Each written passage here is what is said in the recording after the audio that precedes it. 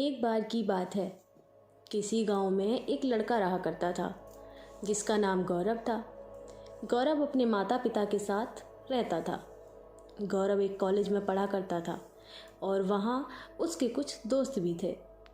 माँ, मैं कॉलेज जा रहा हूँ। वापस आने में लेट हो जाएगा। क्यों, आज कहीं बाहर जाना है? नहीं माँ, आज हम सभी दोस्त मेरे दोस्त सुनील के यहाँ मिलने वाले हैं। इतना कहकर गौरव कॉलेज के लिए निकल जाता है और कॉलेज पहुँच जाता है। वहाँ से सभी दोस्त सुनील के घर चले जाते हैं। अरे यार, कहीं घूमने के लिए चलना चाहिए। बड़े दिन हुए कहीं गए नहीं हैं। हाँ हाँ जरूर, चलो कहीं घूमने चलते हैं। बाकी के दोनों दोस्त भी चलने के लिए मान जाते हैं और चारों दोस्त मिलकर एक जंगल की तरफ चल देते हैं। जंगल में पहुंचकर सभी दोस्त एक पेड़ के नीचे आराम कर रहे होते हैं कि तभी एक दोस्त की नज़र एक पेड़ पर जाती है जिस पर एक चुड़ैल बैठी हुई होती है।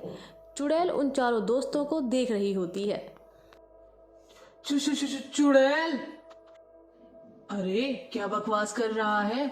चुड़ैल वुड़ैल कुछ नहीं होती। तभी चारों दोस्त की नज़र चुड़ैल पर पड़ती है और चारों बहुत डर जाते हैं। तभी चुड़ैल पेड़ से नीचे उतरकर उनके सामने आ जाती है।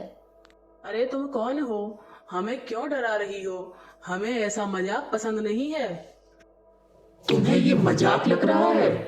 मैं हूँ काली चुड़ैल। मैं इसी जंगल में रहती हूँ। ठीक है, हम लोग यहाँ से जा रहे हैं। हमें यहाँ नहीं आना चाहिए था। हमें माफ कीजिएगा। अब तुम सब यहाँ से नहीं जा सकती। अब तुम सबको तो यहाँ मेरे साथ ही रहना होगा। हा हा हा हा हा। इतना कहकर चुड़ैल सभी दोस्तों को कैद कर लेती है। कई दिन बीत जाते हैं। तब सुनील एक प्लान बनाता है और चुड़ैल से बोलता है। चुड़ैल जी, मैंने एक सपना देखा था कि मेरी माँ बहुत बीमार है। आपकी इजाजत हो तो मैं अपनी माँ को जरा देख आऊं। अरे तू मुझे पागल समझ रहा है क्या? मैं किसी को कहीं नहीं जाने दूंगी। अरे चुड़ैल जी, मैं सच बोल रहा हूँ। प्लीज मुझे जाने दो, मैं शाम तक आ जाऊंगा। तभी बाकी के दोनों दोस्त भी सुनील के साथ जाने के लिए चुड़ैल से बोलते हैं और गौरव भी सुनील के साथ जाने के लिए बोलता है। ठीक है, तुम दोनों जा सकते हो, लेकिन ये गौरव यही रहेगा। जब तुम तीनों वापस आओगे तब गौरव जा पाएगा। इतना सुनते ही तीनों दोस्त वहाँ से गांव के लिए निकल जाते हैं, लेकिन उसके बाद उन तीनों में से कोई भी वापस नहीं आता। कई दिन बीत जाते हैं गौरव को इंतज़ार करते करते, लेकिन कोई भी वापस नहीं आता। तेरे दोस्तों में से कोई भी वापस नहीं आया। ये तो धोखेबाज दोस्त निकले।